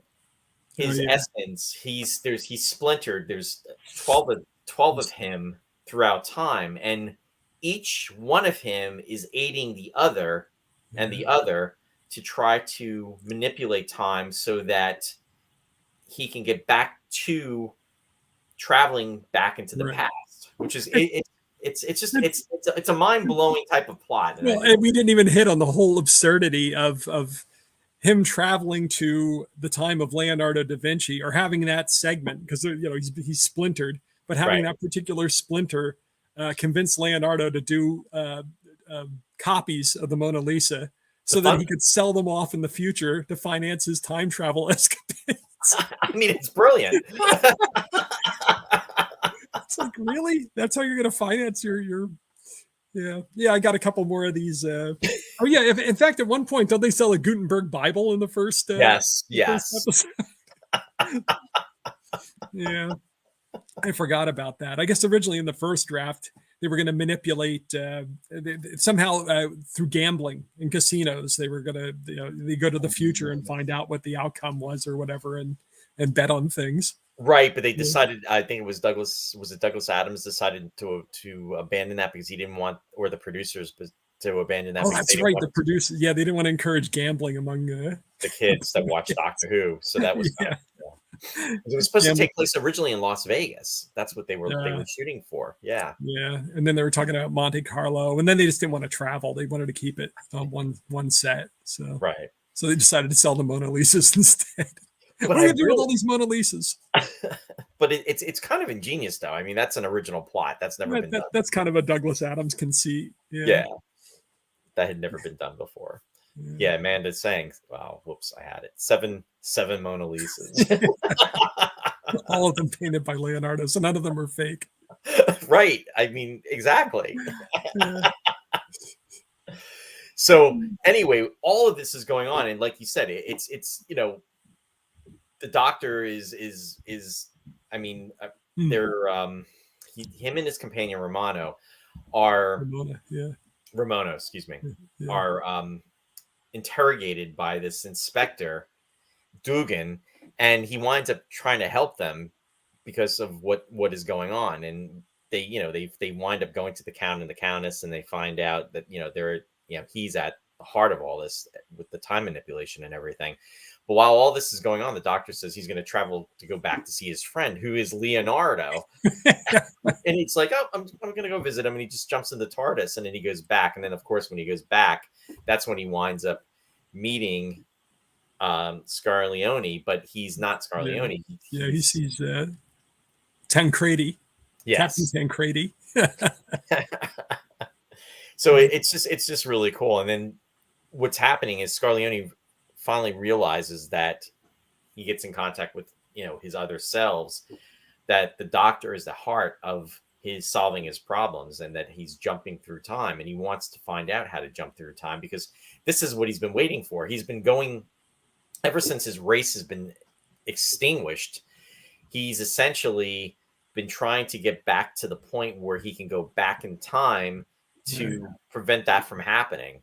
Right. And this is the core, this is the crux of the entire story for the four segments. It becomes very Marty McFly. Yeah. Because of Scaroth or Scarlini or whatever gets back to change time. There'll be no human race. So they got to prevent him from doing that. The whole thing, though, hinges not just on the sale of these Mona Lisas, but in order to sell the Mona Lisas, they have to steal the Mona Lisa from the Louvre in order to, because otherwise everybody will think they're fakes. So they have to steal it, and then they have to sell the other 6 on the black market. That's his plan. That's science fiction, folks. And he's got this doctor, this professor that's portrayed by David Graham, that's essentially trying to assist him with this to make sure that he can do this, and he's trying to fund this whole time travel, with the time machine and everything. And at one point when he's preparing all this, to go back and to develop the machine, he's complaining to Scarlini, saying, we've got all these invoices and we have to pay for all this. What are we going to do? We don't have the money. And he's like, really. And then he takes, what does he say? He pulls out and he says, here's £1 million pounds. And he just throws it at him. He said, is this going to help you out? And then that's when the reference to, he references to Herman about the Bible. That maybe we shouldn't have sold that. The Gutenberg Bible. Yeah. Yeah. Right. Amanda's coming to the defense of Doctor Who, saying Doctor Who's been around a lot longer than Back to the Future. Yeah, absolutely, Amanda. You're absolutely right about that. Yeah, yeah. But if we go back to 1955, with the real Doctor Who, with the Under the Sea dance, the enchantment under the sea. And I see that David just commented. He said, "Didn't the actor who played the Count also appear in Space 1999 episode Alpha Child?" You are absolutely right, David. We were talking about that a little earlier, but I went back and put the slide up for you. Yeah, he played Jarek. So there you go. But Phil said Jarek should have just invented transparent aluminum instead. Also, David Graham in an episode of Time Slip on ITV. Cool. Now, because of a strike, I don't know if we mentioned this yet. There was a broadcast strike at the time this thing aired, with ITV, and as a result, everybody watched this episode, this series, this serial of Doctor Who. Apparently, it at its highest viewership, it had more than 16 million viewers watch this, because it aired in the middle of a strike. So this is like I think as of this time, and possibly always, it's the highest viewed Doctor Who episode as far as first airing. I don't know if that's still the case, but it was certainly the case back when Tom Baker was doing the Doctor.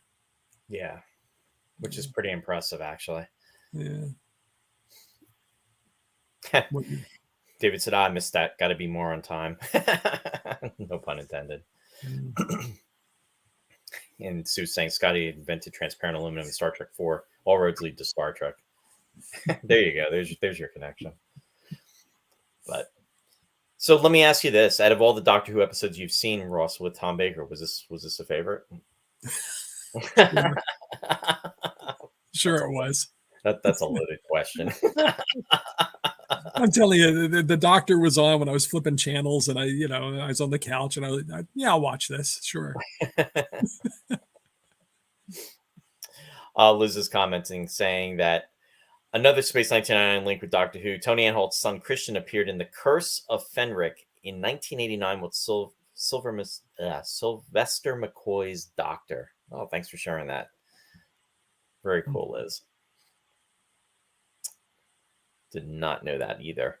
But yeah, in regards to everything taking place, though, what eventually does happen is that when Scarlini finds out that the Doctor can actually manipulate time, he pretty much just dismisses the Professor, and the Professor is kind of a noble character, but he's kind of blinded, feeling that Scarlini wants to help civilization and he's doing this for the betterment of mankind, but really it's all about his race. And then when the Professor finds this out, he pretty much calls him out on it, Scarlini, and Scarlini just tells him that, you're going to do what you're told. This is what you're being paid for, and you just have to follow instructions. But knowing that the Doctor and his time-traveling companion can manipulate time in such a fashion, essentially what he does is he blackmails Romano into helping him control the time vortex that the Professor had created, so that he is able to actually go back into time to like 400 million years ago and be at that precise moment when the ship ignites its rockets and then self-destructs as a result of it. So what he wants to do is prevent himself from doing that. That way his race will be saved. And the Doctor goes back through with the TARDIS and takes Romano and also Guggen with him, and to try to get there before Scarlini does, to prevent all of this from happening. And I thought it was kind of really, it's kind of profound too, because what he tells him is that when Scarlini actually is there and he's trying to prevent him from preventing himself from actually starting the engines, he tells him, he said, you know what, you had your chance, you had your moment in time, but it's done, and it's part of the past. and you can't change it, because now if you do change it, what's going to happen is you're going to annihilate another race in the sense that it's never going to be born. And Guggen, who's always been, as you were saying earlier, he's always throwing the punches and is always being reprimanded for doing it. What he does is he actually hits Scarlini, and then the doctor goes to, he's thinking he's going to get reprimanded, and he looks like he's going to punch the doctor, and he says, no, he said, you essentially threw the best punch in history, because by preventing Scarlini from actually preventing himself from igniting the engines, he saved humanity. Yes, he punched out Biff. Yeah, exactly. He punched out Biff. Yep. There you go. Therefore, his parents were able to get together, and the future was saved. Yeah. Say it, Ross. The end. The Terminators were out of work. No, and that's what happens. And here, the whole thing too is when Romanos fixed the time vortex so that Scarlini could actually go back in time, she put a time limit on it that he would only be able to go back for 2 minutes. And essentially, he only needed a minute just to warn himself, but he never had that opportunity. So after the 2 minutes is up, he's returned, pardon the expression, back to the future. And when he gets back to the future, which is present day 1979, he's in the vortex, and Herman comes down and sees him for what he is, and that was his henchman, and he's this alien, and he's trying to warn him to not do anything, to turn off the machine. But what Herman does is he takes almost like a rock and he throws it at him, and it causes an explosion, and then Scarlini is killed. So it's very complex. It seems like a simplistic story on some levels because of the way it's presented, but it is a very complex story, and I can see why these episodes are actually favored by the fans, and it really is it's a good tale. There's a lot of humor in it too, and supposedly some people took it to task for that, for having so much of that kind of, Yeah, for instance, the cameo in the art gallery at the end with Cleese and Braun, where they're looking at the TARDIS like it's a work of art, and kind of commenting on that, and the TARDIS disappears, and they're still talking about the impact of the artwork and what have you. It was like something that Richard Lester would do or something. It's kind of like a throwaway, slapsticky kind of gag. But I mean, there was a lot of humor in the episode. Yeah, which made it fun. And that's part of the charm, though, of it. And that's part of the charm that Tom Baker brought to the character.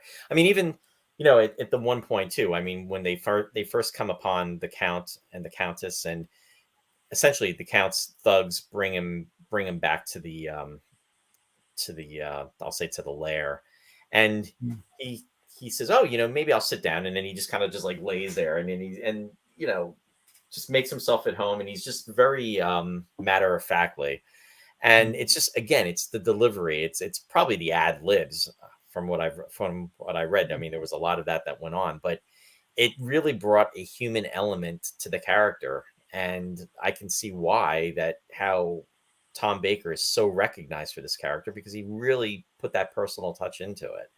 Not to say, again, that to take away from any of the other actors that brought Doctor Who alive, because everybody has done, all the actors that played him either before or after have their own personal touch, but there's something very unique. And again, Jack in his descriptions nailed it to the T, just the way what he said, and it really comes through, I think.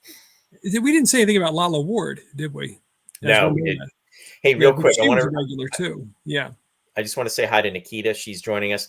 I actually had the opportunity to meet Nikita at Stop and Shop, and we got talking, because she has her online podcast that she does as well. So Nikita, welcome to the show. And she actually said she's just joining in briefly from work. Great to see you out there, and it was very nice to see you on your show as well on Tuesday. So thanks for joining us tonight. Appreciate it. Go ahead, Ross. I'm sorry. Oh, I was just saying Lala Ward, as Ramona, she was a regular on the series also. We haven't really mentioned her. And the fact that she and Baker were involved romantically while the series was being shot. and eventually married. In around 1980, I guess, but they didn't stay married for that long, Mm. like a year and a half or something, or a year and a quarter. But They really had great chemistry, though. yeah, yeah, and it's funny that I guess they wanted to dress her up in like a silver cat suit or something for some reason in this episode, and she put her foot down and said she didn't want to do that because the wardrobe was so much a reflection of the character. So she came up with the schoolgirl outfit. So I don't understand what the schoolgirl outfit is, how that's better than the cat suit, but that was her idea. Well, And and with that too, she actually was thinking that maybe the girls that actually were dressed as schoolgirls, and maybe they didn't like those outfits. Maybe that would make them appreciate it a little bit more because there was an actor on television, or maybe if they were fans of Doctor Who, they would have more of an appreciation for it. And she was hoping maybe it would turn them around in the way they felt about it. I think too. I don't know, Mm. but yeah. So apparently, though, she looking back on the series, she claimed that Douglas Adams had a bigger influence on her than working with Baker, which was kind of like, ooh, she said that she felt closer to Douglas Adams somehow, even though they were never romantically involved. But ironically, Adams introduced her to a friend of his who was the biologist Richard Dawkins, and he became her next husband after Oh, after Baker. So gotcha. all very close over there. Very interbred, I inbred. didn't. Yeah. Brendan is commenting saying, I watched the entire series from start to finish during the pandemic. The Pertwee and Baker episodes were the best. The show was starting to get good during the Troughton years, but too many of the episodes are missing. The Pertwee episodes are the best place to start for newbies, in my honest opinion. See, that's the thing. They used to scrub the early episodes. They did that with the Avengers too. It's Did they re-record over them? Is that what happened? Yeah, they would take the tapes. They did that in the United States too. A lot Yeah. of stuff is lost from the '60s, It's a shame. especially stuff that they didn't think that we'd ever be interested in seeing again. Talk shows and stuff like that. They would variety shows. They would often just reuse the tapes. Right. So we'd have only a few surviving examples of that stuff for some of Man, it. Amanda's saying, I watched it as a kid back then, and it breaks my heart that so much of Patrick's Doctor is missing. He was brilliant too. Wow. Oh, and Martin is saying, Roy, you've missed the part where Scarlini gets rid of the Countess. Yeah, I didn't talk about that. That's a good point too, Martin. Thanks for about that. When Scarlini is preparing, well, even before I get to that part, one of the things that the Doctor does is he tries to impress upon the Countess, portrayed by Catherine Schell, that she really doesn't know who he is, and she kind of dismisses, like, yeah, I don't know what you're talking about, kind of thing. And then he just, implies, and actually he's pretty direct with her, saying, you're just out for him to make the money. And that's, you're looking, for the power and everything that goes along with it. But says, do you really know who he is and what he is? And talks about him being, green-headed and a one-eyed monster, so to speak. And she goes back, so to speak, because that's what he is.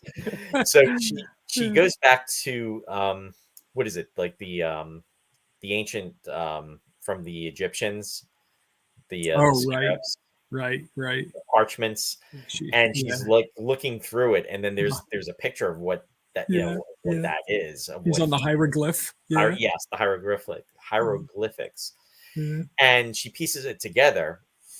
And what's happening is Scarlini is looking to go back into time to do this whole thing, and he says that he's going to pay his adieu to the Countess. So when he goes to see her, he's pretty much going to say goodbye, and she's like, pointing a gun at him and says, what are you? And she's like, starting to really like shake.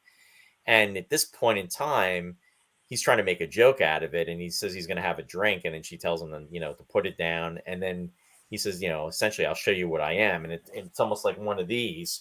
And then when he does it, she drops the gun, and he takes notice that she's wearing the bracelet that he'd given her, and the bracelet is an alien device, and essentially what he does is he kills her with it because she knows the secret now. And it was just, it's like, wow, just he didn't care. Now the bracelet was what was disrupting the flow of time? Is that how they were doing it in the gallery? Yes. How they were losing a few seconds or leaping back a few seconds when they were and having things repeat. Exactly, because that's when all that occurs. That's what the Doctor actually takes from the Countess, and then that's how this whole thing goes into effect. Right, and then you have the Inspector who. It was strange, he pursues them, and then suddenly he's part of their band. There was a very, very rapid, changing of sides with the Inspector from going from thinking that they're criminals to being their muscle. Right. Exactly. The episode. Phil commented. He said Lala Ward became Romana because she married Tom Baker, or do I have that backwards? I think you have backwards. It backwards. Yeah, they met on the show. She was in a lot of movies, though, too. We didn't mention any of that. She was in Vampire Circus. Oh, really? Hammer movie. Yeah. Did you see that? Oh, yeah. Of course I saw it. It's Vampire Circus. Was that from the 60s? I think around 70. 70? 1970. Okay. As a later Hammer film. There was somebody, who was it? The effects artist that we didn't mention at any point. It was... Ian Scoons apparently worked on a lot of the late Hammer movies. The guy who did the ship effects and everything in this show. This particular series. He worked on Thunderbirds. Apparently he was one of the technicians on The Dark Crystal, and he did the Max Headroom TV movie. Okay, yeah. So there you go. So when you start juddering on the show, we can call Ian Scoons to come in and clear things up. Yeah. Liz commented. She said that the tapes were incredibly expensive, so they had to reuse them. Talking about what now. The Hague is saying, if I remember right, some Troughton episodes were found in a church, and Liz is saying that they have been located in some weird and wonderful places across the world. And Martin's saying yes, and also in a movie theater in South Africa. It's like Prince of Metropolis. Wow. They keep finding Metropolis in all these far-flung places. It's like, oh, look, here's 30 seconds more of Metropolis. Let's restore it again. That's from what, 1920 something, isn't it? Yeah. 28 or something like that. It's silent, yeah. Yeah. Phil saying lost episodes have been found everywhere. Yeah, so at least that's a plus, if nothing else. A very important reason for developing faster than light travel is to intercept these lost episodes. Exactly. I hate Schell's hairstyle in this episode. Too bad she didn't have the courage to do like Romana. And Martin saying, so the next Indiana Jones movie is Indiana Jones and the Search for the Scarab. There you go. Yeah. Well, they haven't revealed the plot yet for the next one, so it could be. That's coming out next year, isn't it? Yeah, they keep pushing it back. I think it's going to be next summer, supposedly, or this coming summer. Yeah. Fabelmans is coming out, is it? Or it's out now, isn't it? Fabelmans? What's that? The Spielberg movie, The Fabelmans, his autobiographical movie. I think it is about his parents. It might be out now. Yeah, you got to catch that. John Williams did the music too. Much smaller score, I would imagine than for Indiana Jones, but probably not as much brass. Yeah, probably. A lot of piano. Oh, and you're welcome, Nikita. Great to see you out there tonight. Matt's saying, according to Eric Bernetti, that's no bracelet, man. Whoa. Oh, and Vampire Circus is great. Indy looks for something, finds it, fights the other people looking for it, wins and retires. And then Shia LaBeouf tries to take over and is canceled immediately. Martin is saying Matt Irvin was also involved in doing the special effects, and he came to a Star Trek convention in the 80s, and I got to see the spaceship from this Doctor Who episode. Oh, very cool. Very, very cool.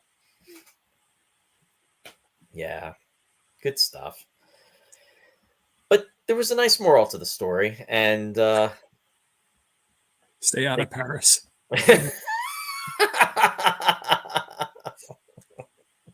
It was a good thing he was there. If the Doctor wasn't in Paris, we wouldn't exist anymore. Yeah, right. But we wouldn't know it. So what's the difference? Brennan is commenting, they used to send out copies of episodes to different countries for broadcast. Those countries were supposed to return them to England after they were finished, but they didn't. Fortunately, there's a whole documentary out there about that. Well, that's like Nosferatu. Yeah, They right. were supposed to destroy all the prints of Nosferatu. Bram Stoker's widow sued because they ripped off Dracula. Yep. So they were supposed to destroy all the copies, but everybody said, "Oh yeah, we destroyed them, sure." And then they put them up in their attics. So there's like a million copies of Nosferatu. Kind of like Intervorzid, right, Ross? Yeah, exactly. I can't believe I found that thing. I thought for sure it was. If you saw the condition in that attic, you would not believe that I found it and it was unscathed. That's so awesome that you did, though. Yeah. What's Claudia saying? The moral of the story is, don't buy any Mona Lisa. Yes, and I do remember that episode, that first season episode. We'll always have Paris, even though that was I was looking at you, kid. So Ross, is what about the music for this show? Yeah, I was surprised to find Dudley Simpson, Australian by birth, by the way, Melbourne area. That he was so involved with the music scene, especially theater, ballet, and opera. Even before he came to the United Kingdom, he was involved with ballet in Australia. But in England, he was part of the touring group with the Royal Ballet. So he toured with Margot Fonteyn. He was the music director. He conducted the orchestra during those tours. And he was also principal conductor of the Royal Opera House, Covent Garden, for 3 years while he was doing Doctor Who. So what are you flashing up there with the private dating chat girls? Why are you flashing that up? Because I'm blocking whoever that is. You're helping them. No. Now I'm gonna chat with the girls. It's gone. Yeah, I wrote it down already though. Actually, I can't get rid of the comment. That's so funny. Hang on. There we go. Go ahead, Ross. We just got spammed. Go on. Nope. When I lost Ross. Well, there you are, Ross. I removed the wrong person. Thanks, Roy. Sorry, Ross. And by the way, everybody, call chatting girls. Or whatever it is. Go ahead. I'm sorry. I was trying to get rid of it. Yeah, I get the point. I'll keep it short. No. So Dudley Simpson did a lot of these Doctor Who's in the 60s and 70s. He was a kind of their principal composer, I think. But of course, what we all know is Ron Grainer's theme, that they play at the opening. That makes it so compelling. Right. Aided and abetted by Delia Derbyshire, who did the electronic treatment of the theme. Grainer did the music for The Prisoner, especially the theme music, and also for my favorite, the Omega Man. I'm surprised nobody flashed that up yet. That's coming.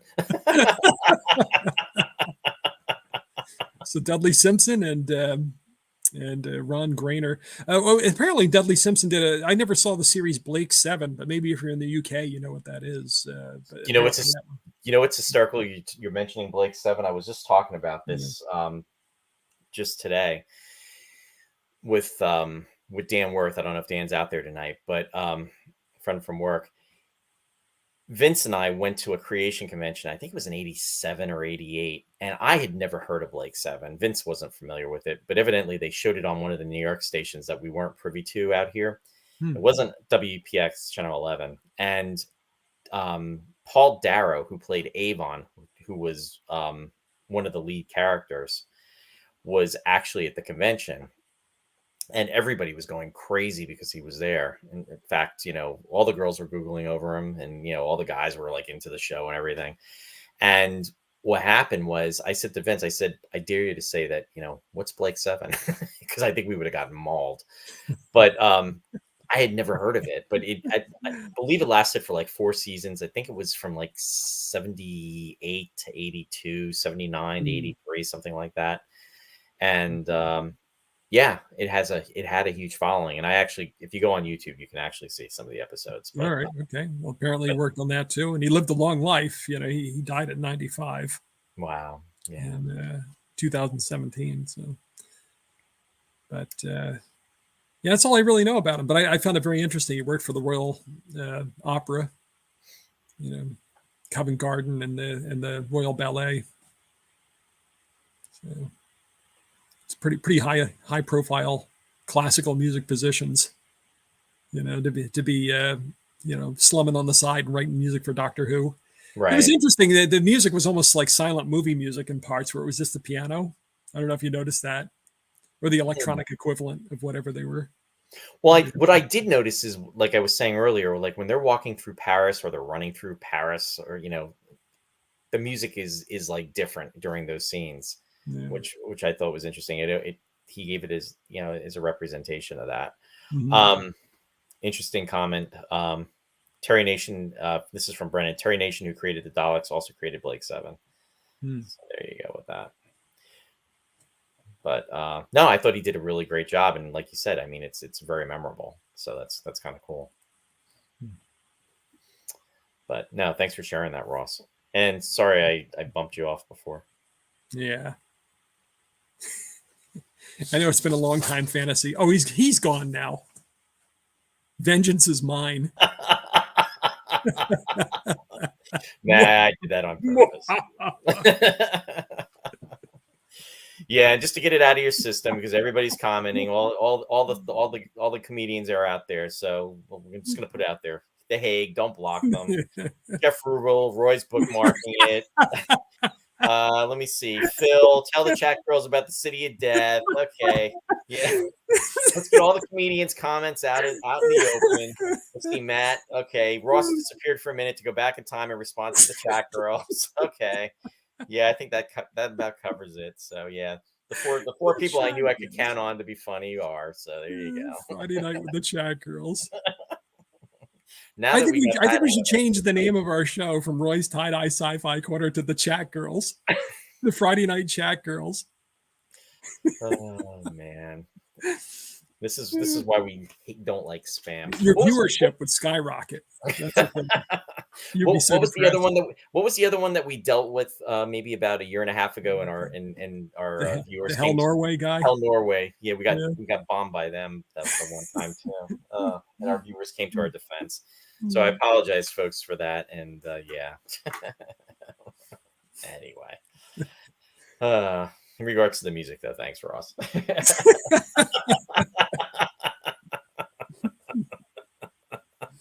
Yep. Yeah, that's right, John. They're blocked forever. Ever. What did they chat about? And since this is the whatchamacallit, time month on Roy's Tie-Dye Sci-Fi Corner, there's no getting them back. Yeah. Sherry just said I could be on your show then. You were, hon. Alrighty. So, folks, if you have any last minute comments, it's all shower scenes from now on. Just leave your credit card number. Deborah's saying, I like OnlyFans, at least you get paid. Oh, jeez. Oh, my goodness. Everybody's jumping on the bandwagon on this. Anyway, for this segment of the show, just to remind everybody, we started doing something new, which is called That's the Way It Was, as a legendary nod to Walter Cronkite, because at the ending of every broadcast, he would say, that's the way it is. And it would be ... for whatever date. So with that said, back on September 29th, 1979, when this episode originally aired, some factoids we're going to just put out there. Pope John Paul II actually had made his very first visit, or I should say Pope visit, to visit Ireland. He was the first Pope that had done that. Also, in regards to songs, number one songs in the United States, My Sharona by the Knack was the number one song. And in the UK, the number one song was Message in the Bottle by the Police. And then also, in regards to number one films at that time, now was National Lampoon's Animal House, which was actually having a re-release. And that is back in September. The date again, September 29th, 1970. Because it was out in 78 originally. Yeah, exactly. So I just wanted to share that. There you go. So anyway, we're going to go to our shout outs for tonight. Big shout out to Country Gate Players. As everybody knows, the theater was kind of put on hold due to COVID. And Bill had actually come up with some interesting things after the first show that was done in March, because again, COVID had kind of put the theater on a hiatus. There was the film festival that took place in July. Then there was also the film festival that took place in October. Well, now for the month of December, there will be a play production. So enjoy the magic of the holidays. Country Gate Players will be presenting a Christmas review.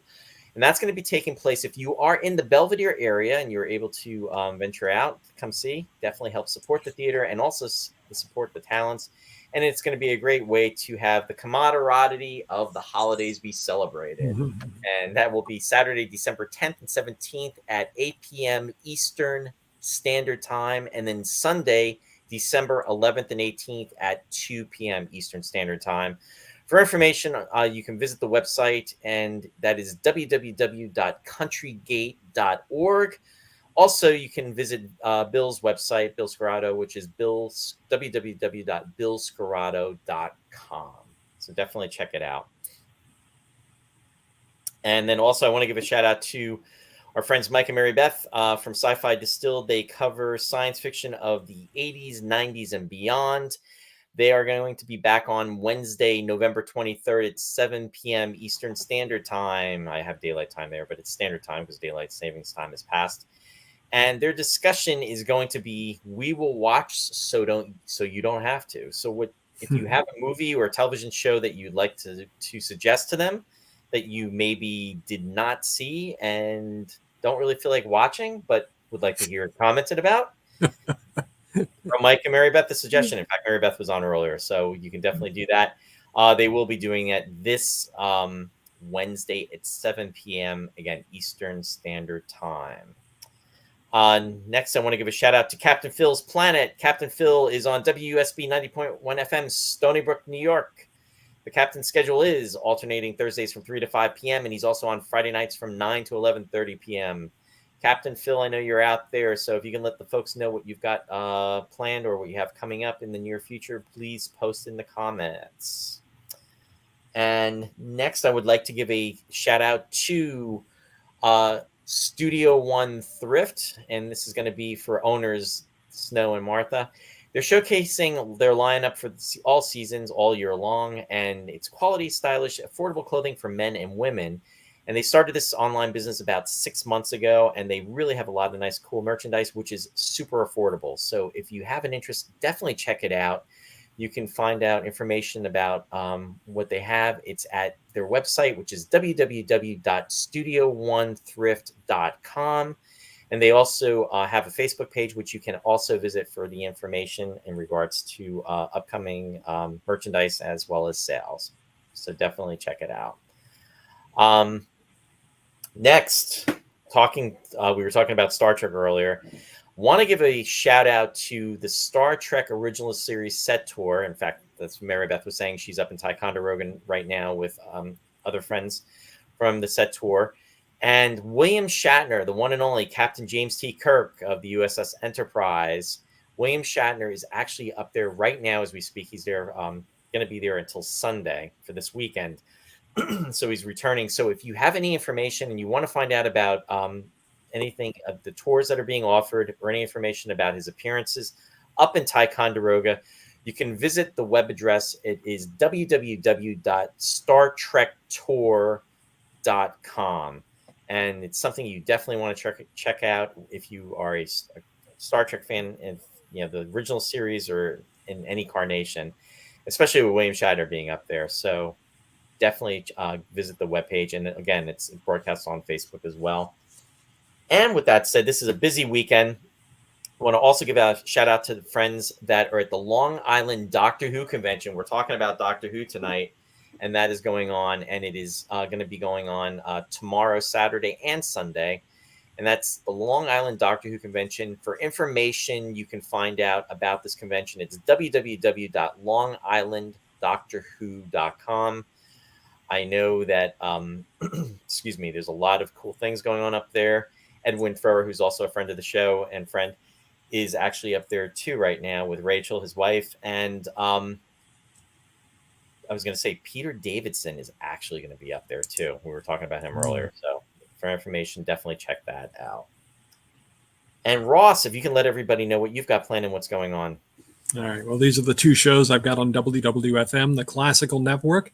Picture Perfect's the movie music show. And this weekend, I'm looking ahead to Thanksgiving. It's my Thanksgiving show, and Thanksgiving's more than just turkey and football. So we're going to be hearing music from movies reflective about what's best in human nature and most admirable, maybe, in the American character, idealized.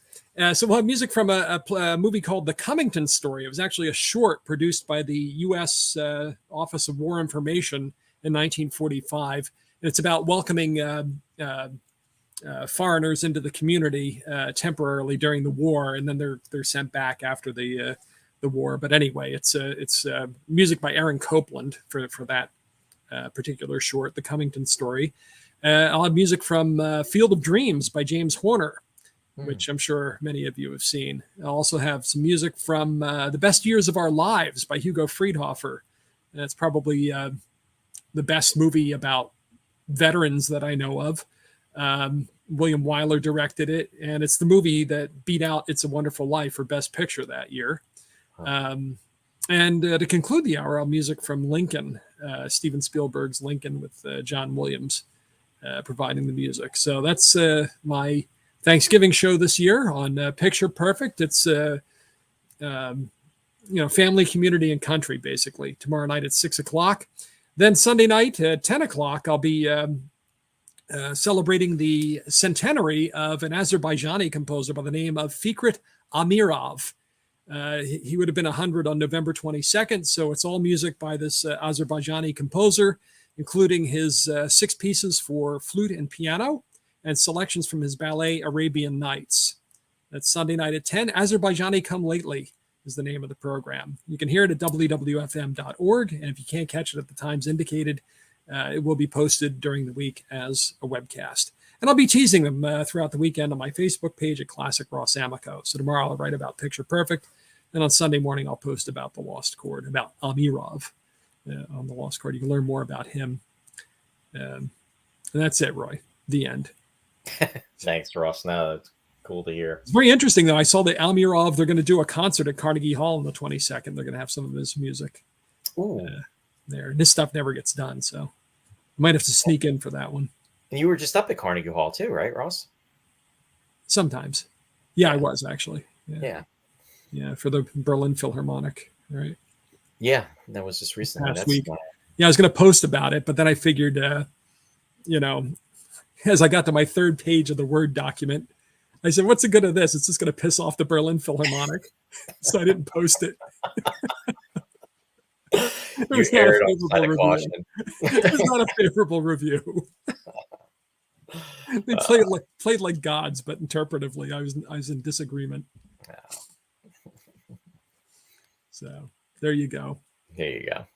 You just posted it. And just as a reminder to our viewers out there, we had a few viewers and much appreciated watching on YouTube this evening. So we are broadcasting not only on Facebook as well as on YouTube, and for the moment, Twitter. So if you have the opportunity, please go to Facebook if you haven't already. Make sure to follow or like the show. And then for YouTube, if you can make sure to subscribe. There is no cost associated with doing that, and we really, really do appreciate that and are very happy to have you support the show. And Ross and I will be back next Friday, and we are going to be coming back to celebrate the holidays because Thanksgiving is right around the corner. We're going to be doing episode number 170. Wow. And it's going to be Chitty Chitty Bang Bang. So there you go. Get prepared, and we will be discussing the classic with Dick Van Dyke. Yeah, So it's like been how many times, if you'll recall, you get together for the holidays, and then after dinner, all the adults go off and have their conversations, and all the kids are left with, The Wizard of Oz or Chitty Chitty Bang Bang on TV or Willy Wonka or something. So that's why we chose this. yeah, And also Ian Fleming wrote it. So exactly. Yeah, in fact, Martin just jumped in on that. Yep. yeah. So yeah, we thought so that's going to be a lot of fun, and it'll bring us into the holiday spirit. I cannot believe like next Thursday is Yeah. Thanksgiving, and also we want to wish everybody a very happy It'll be Thanksgiving. Black Friday is what it'll be. Yeah, And nothing says Thanksgiving like Benny Hill. So definitely tune in for that. There you go. Hey, I just wanted to throw up Phil's comments too, in regards to his show. If in case you folks didn't get to see it, he had posted. So if you missed it, you can definitely check to see what he's got going on, and that's going to be, coming up in the near future. And then he also actually had a suggestion. He said, "Why don't we do Blake's 7 under the era that we cover, and then have Sci-Fi Distilled, and they can cover because there's an overlap there." So yeah, maybe we can do that as a discussion in the near future. I had to actually have to go back and watch that show because I have not seen. I've maybe seen like 2 episodes, and I don't want to give any spoilers out about it. But anyway, there you go. But yeah, Doctor Who, Ross. Doctor Who. We finally got to cover it. We did. It was a gaping hole in our coverage. It was a glaring omission is what it was. So I'm glad we did some Doctor Who. Yeah, and we definitely are going to go back, folks. Like I said, we've been getting a lot of comments and then messages about when we were going to be covering Doctor Who. So again, with Time Travel Month, it just only seemed appropriate to do that. So we're going to go back and cover it in more detail, and we will do a panel discussion. David, thanks for the positive comments, and Jack Daly too. Thanks for your warm comments as well too. Thank you. You too. Yeah. Much appreciated. And the Kongathon. Yeah, remember that? In WOR on Thanksgiving, it was all Kong movies. Of course. Nothing says Thanksgiving like Son of Kong. So good stuff. And thanks, David, for the happy Thanksgiving. Yeah. Wishing you a happy Thanksgiving. So everyone stay safe. Have a wonderful weekend. If you are able to go up to Ticonderoga this weekend, definitely enjoy yourselves up there. I was on the fence. I was really contemplating about going up there. It's just that there's been a lot of stuff going on, and I don't know if I was even I was just talking to Sue about that today. She's like, "Are you going to make it up there?" And I was like, "I don't know." And then also, if you are looking to go to the Doctor Who convention, if you're in Long Island, I mean, they're distances apart. That's also something. There's a lot of stuff going on. So a lot of fan-based conventions this weekend. So if you decide to go to any of them, or for whatever you're doing, make sure you do and stay safe. Yes, Deborah, we did say Dick Van Dyke. We are doing Chitty Chitty Bang Bang. We're going to be doing that next we're not going to have Dick Van Dyke on, though. No. But yeah, Dick Van Dyke's not going to be on. Yeah. But I actually got to see him in person. Did I tell you that, Ross? Oh yeah, didn't you post a picture at some point? Yeah, because what happened was I was at the star ceremony for Barbara Bain. It was back in April of 2016, and two of the actors, two of the folks that were there to talk, with her when she was talking about her career and everything, 2 friends that she had, close friends, were Dick Van Dyke and then also Ed Asner. And they were both there, and it was a very, very special event for her. And and it was. He looked incredible. I mean, this was literally 6.5 years ago, but he's still going strong. So did you get up on the desk and start dancing? Did he? No. Oh, Deborah's asking. I'm guessing you didn't see Mary Poppins Returns. No, I did not see that. Yeah, Deborah. Hey, if you can, that would be wonderful. Yes, yeah, please. If that would be all possible, I would love that. We would be honored. He's a legend, though. Yeah. Yeah, exactly. Yeah. Oh, Linda's out there. Linda, welcome. We're just getting ready to wrap up, but thanks for joining in, though. You still made it under the wire. So Linda's joining us from Canada. Zardoz. Zardoz. At least he doesn't do an English accent, right? Bert the Sweep. But anyway, folks, no matter what your plans are, have a wonderful weekend, and also have a wonderful, safe Thanksgiving. You know, whether you spend it with your friends, family, loved ones, definitely enjoy it, and live long and prosper. And we'll see you next time. See you next time. Take care, everyone.